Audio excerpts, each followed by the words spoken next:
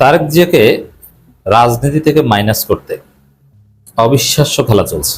এখন তারেক জিয়াকে মাইনাস করতে হলে তো আগে বিএনপি সরকারের পতন ঘটাতে হবে।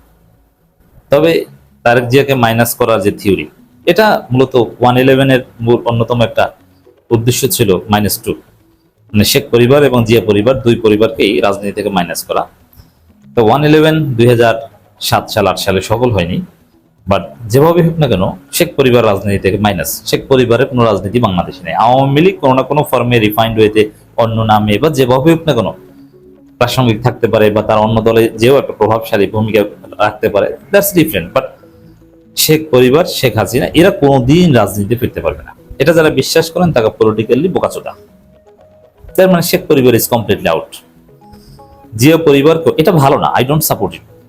আমরা জনগণ কাউকে ভোটের মাধ্যমে বর্জন করলে সেটা সমর্থন করি, কিন্তু কোনো মেকানিজমের মাধ্যমে কাউকে বাদ দেয় we never support it. But ষড়যন্ত্র চলছে, এটাকে আমি কনস্পাইরেসি বলবো। 111 বা 111 রিলেটেড যা আছে অল আর conspiracy, we can never support it. তারেক রহমানকেও মাইনাস করার একটা চেষ্টা চলছে। এই চেষ্টাটা এখন আবার সামনে আসবে। কে আনবে, কিভাবে আনবে, এই বিষয়ে আলোচনা। দর্শক, এখন তারেক রহমানকে যদি মাইনাস করতে হয় তাহলে বিএনপি সরকারকে বেশি দিন টেকানো যাবে না, সম্ভবত টিকতে পারবে না, বিপদে পড়তে পারে।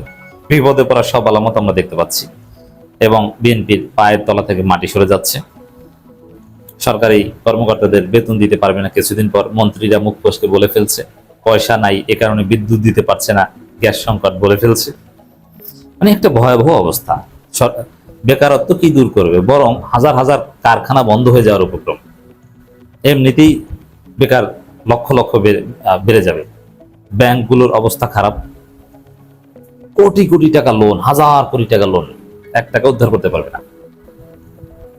দায় মুক্তি দেওয়া হয়েছে। এই যে কুইক রেন্টালের নামে যে বিদ্যুৎ কারখানাগুলো ক্যাপাসিটি চার্জ দিচ্ছে বসিয়ে বসিয়ে, উৎপাদন হোক আর না হোক, তারা এই বিদ্যুৎ কারখানা ইনস্টল করছে কিভাবে? ব্যাংক থেকে লোন নিয়ে। এখন না পারছে তারা বিদ্যুৎ আনতে, তৈরি করতে। বিদ্যুৎ তৈরি করতে না পারলে তো লাভ নাই, কারণ কাঁচামাল নাই, তৈরি করবে কিভাবে? এখন কিন্তু ক্যাপাসিটি চার্জ কিন্তু ঠিকই তারা পাচ্ছে। আর সরকারের কাছ থেকে যে লোন নিয়ে বা ব্যাংক থেকে এই বিদ্যুৎ কারখানা তৈরি করেছে, এই লোন তো 1 টাকাও দিতে পারছে না, যে বিদ্যুৎ তো উৎপাদন হচ্ছে না। মরার উপর খাড়ার গান। সব ধরনের আলামত আছে। এদিকে ভারত ইসরায়েলের ষড়যন্ত্র তো আমরা দেখতেই পাচ্ছি। চীন দেখছে যে ভারত যায় কিনা, চীনও তাহলে হাত ছেড়ে দেবে। এইগুলো সব হারানো একটা উপক্রম। তো এই পরিস্থিতিতে প্রফেসর ইউনূস পর্দার অন্তরালে সোচ্চার হচ্ছে। প্রফেসর ইউনূসের যে খেলা, not only that is professor ইউনূসের খেলা। প্রফেসর ইউনূসের খেলা মার্কিন যুক্তরাষ্ট্রের খেলা, টোটাল পশ্চিমাদের খেলা, জর্জ সারোসের খেলা। Who's George Soros? এই জর্জ সারোস সারা পৃথিবীর রাজনীতির একটা বিরাট অংশ নিয়ন্ত্রণ করেন তার এন্ডোমেন্ট দিয়ে। এন্ডোমেন্ট বুঝেন?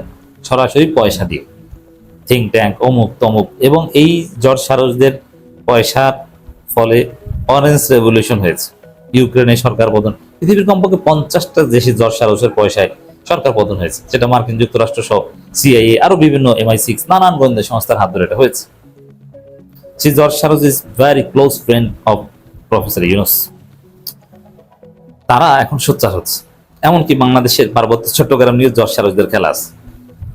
এখন ইউনূস যে খেলবেন এটা আমরা সাদা চোখে কেউ দেখব না। ইউনূসের খেলাটা বেসিক্যালি এনসিপির মাধ্যমে হবে। এনসিপিকে পশ্চিমরা প্রস্তুত করে রেখেছে। এনসিপির অনেক খেলা আপনার সামনে দেখবেন। এনসিপির হিট অ্যাকশন দেখবেন, এনসিপির গ্রোথ দেখবেন, এনসিপিতে টাকার ঝঞ্ঝানি দেখবেন। এগুলো ইউনূসের কাছ থেকে আসবে, জর্জ সারোসের টাকা আসবে। এবং জর্জ সারোস এনসিপিতে ইনভেস্ট করছেন। এগুলো রাজনীতির গভীরে যারা প্রবেশ করতে পারেন দিয়ে নো দ্যাট। বাট যারা ভাষা জ্ঞান রাখেন, পলিটিক্যাল রাজনৈতিক কর্মী, মাঠের কর্মী, slogan master, you don't know that. দর্শক, আমরা জানি, try to learn from us. এখানে প্রফেসর ইউনূসের এখন এই মুহূর্তে সমস্যাটাকে আমি একটা কথা আগে বলেছি, আবার বলছি। প্রফেসর ইউনূসের সাথে বিএনপি তারেক জিয়া বেইমানি করেছে। প্রফেসর ইউনূস এর চরম প্রতিশোধ নেবেন। বেইমানি করেছে কি? প্রফেসর ইউনূস বিএনপিকে তারেক রহমানকে ক্ষমতা এনে দিল।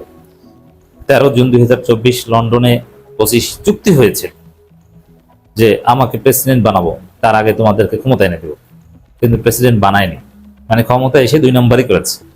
এবং জুলাই সনদ গণভোটের রায় বাস্তবায়ন করবে, এটাও ছিল ইউনূসের সাথে চুক্তি, একটাও শুনে নাই। ইউনূসের সাথে সরাসরি 2 নম্বরই করেছে। এই ইউনূস এখন এর প্রতিশোধ নেবে তারেক রহমানকে মাইনাস করে।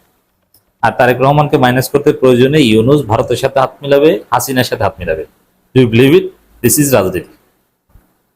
এবং হাসিনা, ইউনূস, এদের তো কোনো নীতি নৈতিকতা আদর্শ নেই। ইউনূস আমাদের জন্য ভালো কিছু করেছেন, ভারতের বিরুদ্ধে সোচ্চার ছিলেন, হাসিনার বিরুদ্ধে উই সাপোর্টেড হিম, এবং ভবিষ্যতেও যদি মন্দের ভালো হিসেবে ইউনূসকে সাপোর্ট করব। বাট ইউনূস অবশ্যই এই ধরনের কাজ করলে আমরা সাপোর্ট করবো না, বাট এটা করতে পারে। জর্জ শারফের খেলা এইভাবে, আর George Sharaf is very close friend to Yunus. তারা হাসিনা এবং নরেন্দ্র মোদীর মাধ্যমে তারেক রহমানকে ম্যানেজ করবে। এই যে তারেক রহমানকে ভারত নেয়ার জন্য পাগল হয়ে উঠেছে, কেউ কেউ বলছেন যে ওখানে নিয়ে গুপ্ত হত্যা করতে পারে, অথবা যাওয়ার পথে বা যেভাবে হোক এরা কি করে গেছেন, আর কি হতে পারে তারেক রহমানকে হত্যা করার পর, এই রচিব পরাগজেন, এইসব কথাবার্তা সোশ্যাল মিডিয়ায় ভেসে বেড়াচ্ছে। অনেকে বলছেন, আমি এরকম একটা লেখা পড়লাম, তারেক রহমানকে মেরে ফেলতে পারে। সাংবাদিক ইলিয়াসও বলছেন মেরে ফেলতে পারে। We are concern. দর্শক, তারেক রহমানকে এভাবে মাইনাস করবে, এই ষড়যন্ত্র চলছে। এখন নাহিদ ইসলাম বলছেন, গণভোটের গণরায় বাস্তবায়ন না করলে সরকারকে ক্ষমতায় থাকতে দেব না। সরাসরি সরকার পতন টাইপের কথা, যে সরকারকে ক্ষমতায় থাকতে দেব না। ইটস ভেরি ডেঞ্জারাস কথা। এখন এই ধরনের কথা এনসিপি, নাহিদ ইসলামরা বলছেন, কিভাবে তারা বলছে? এবং এটা যদি সিরিয়াসলি বলে থাকেন, professor Yunus is behind this, এবং জর্জ শারফ এবং unlimited dollar behind professor Yunus. রাজনীতির খেলা এভাবে চলছে, এবং সামনে দেখবেন যে জর্জ শারফ, ইউনূস, মোদি, হাসিনা এক লাইনে চলে আসে, এবং জামাত এনসিপি এখানে ব্যবহৃত হতে পারে। I suspect. দর্শক, এই জায়গায় আমি দেখতে পাচ্ছি তারেক রহমানের জন্য বিপদ। এই জন্য তারেক রহমান যদি বাঁচতে চান, বাঁচার লাইন একটাই, কয়েকটা পরামর্শ দিই।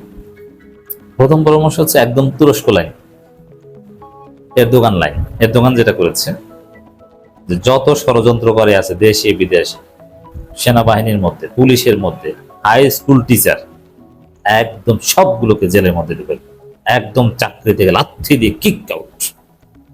এভাবে যদি ষড়যন্ত্রকারীদের বিরুদ্ধে, ভারতের সমস্ত দালালদের বিরুদ্ধে সোচ্চার হতে পারেন তারেক রহমান, তিনি টিকে থাকতে পারবেন।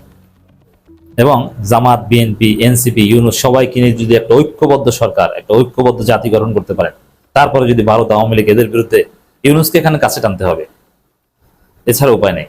তাহলে তারেক রহমান টিকতে পারবেন।